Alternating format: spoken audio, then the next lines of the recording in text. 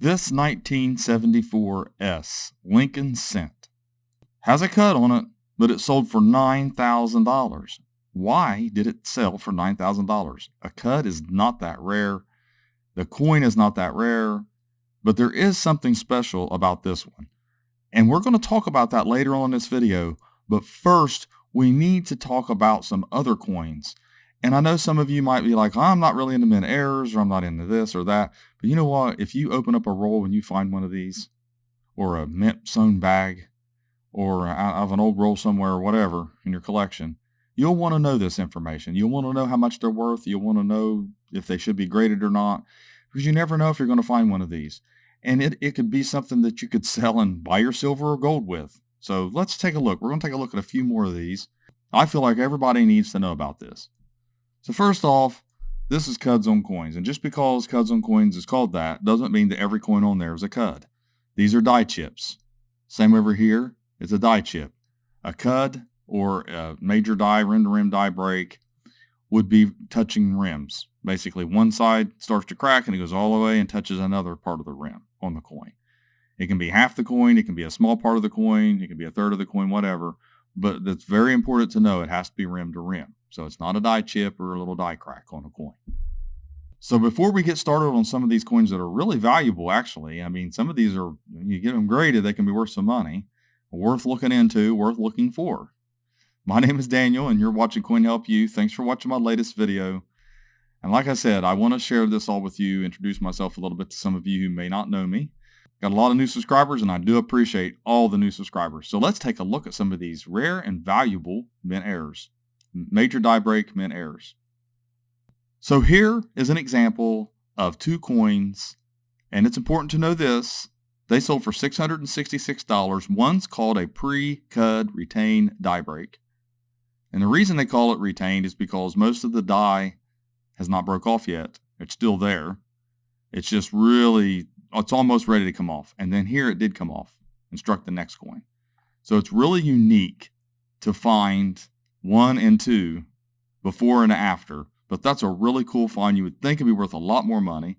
It sold back in 2021, so that's probably going to be the value. But that's a nice little set to have, a little dual PCGS holder there. That's kind of cool in and of itself. You can look at the reverse of the coins. They're not remarkable as the front, but you can still see here and here. There'll always be evidence on the reverse side if you find a Cud, because that planchet metal had to go somewhere, and when it does, it affects the other side of the coin. That's important to note too. Then we have a 2020 Shield Reverse Lincoln Cent. What's important about this is also a retained Cud. But when you're looking at this, you're looking at it connecting here, breaks out a little bit here, a piece of the die broke out, and then it touches here. Now, if it didn't touch the rim and it was just this, or part of this, it would just be a die chip. But the fact that it's connecting rim to rim is very important. This one, since it's retained, will not affect the obverse. Now, it might affect some striking qualities if but it just depends on where that breaks at. But this one actually sold for $666. This is a 2020. I mean, find this in your change and have it graded. If it grades 66, that's the reason it sold for that, though. That's another thing that's very important. The devil is in the details with this. It's got to grade 66. If it grades 65 or 64, or it's circulated, it's going to be worth less than this. Still going to have a value, but not this much. Still worth looking for, though. I mean, I'm going to look for these myself. I've always looked for Cuds. Cuds is one of my favorite mint errors, honestly. That's one of my favorites. Here's another one. It sold for $661.25, and that includes the buyer's premium. This is, they don't know what date it is, 65 to 67. So it's not silver. It's an SMS, a reverse Cud die break. Now, this was in an SMS set, and I think I saw somebody else have one of these still sealed in the set. I think a dealer had it. They were selling it. This is pretty cool. I think you can find something like this in a SMS set. So they do exist. This is at least one of them. I know there's one other. I mean, if you find something in a mint or a proof set like this, it's going to have a little bit of value. $661, like I said, that's pretty cool.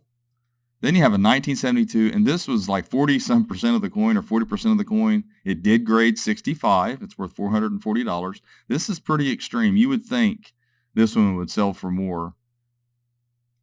sometimes the date on these, you got to look at the date of the auction to see if maybe they're worth more. But this is both sides. Yeah, that's pretty cool. So this one sold in 2012. So this one's going to be worth more money now. This one here, I can't see it not selling for over $1,000.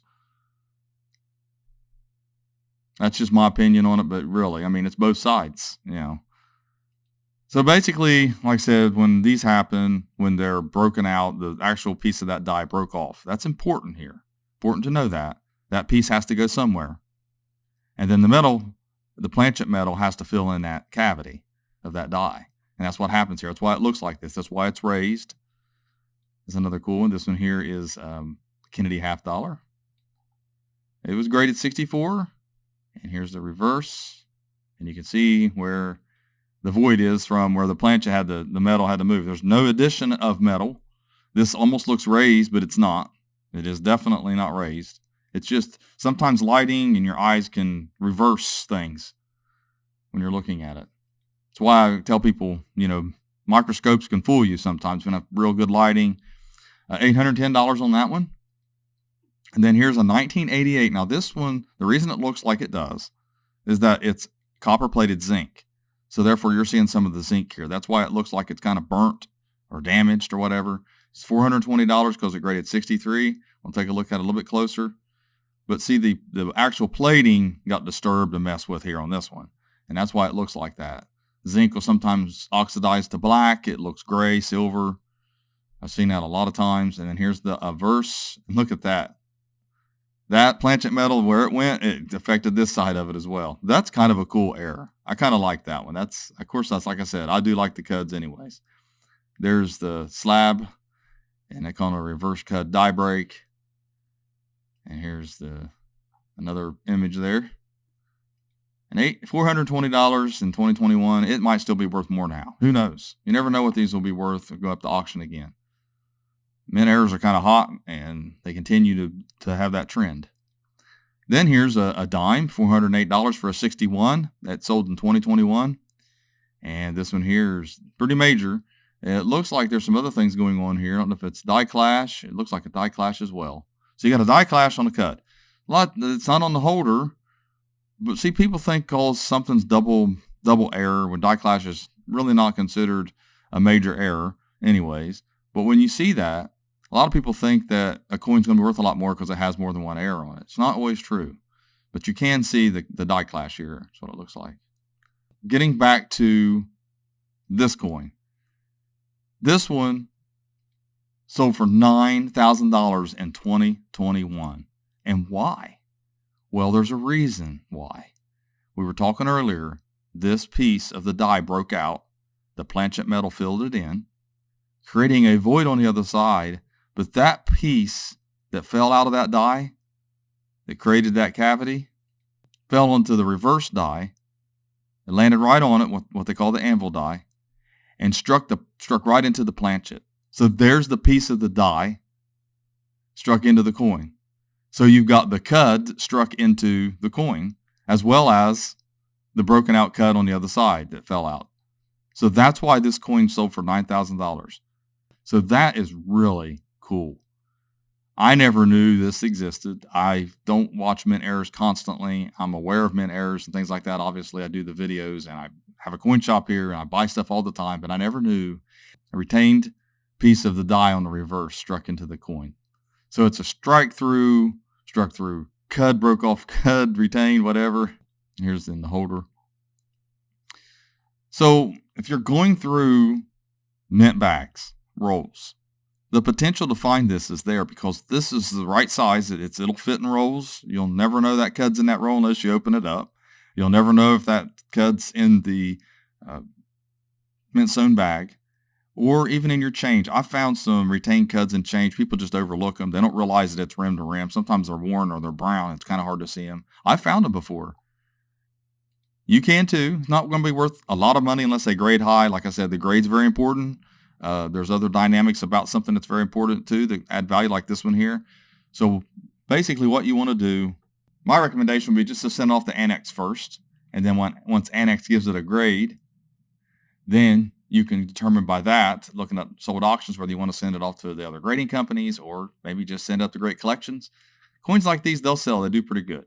So thanks for watching my latest video. I hope you enjoyed this. Hope you learned something. Hope you find one of these cuds that's worth some money. And have a great day.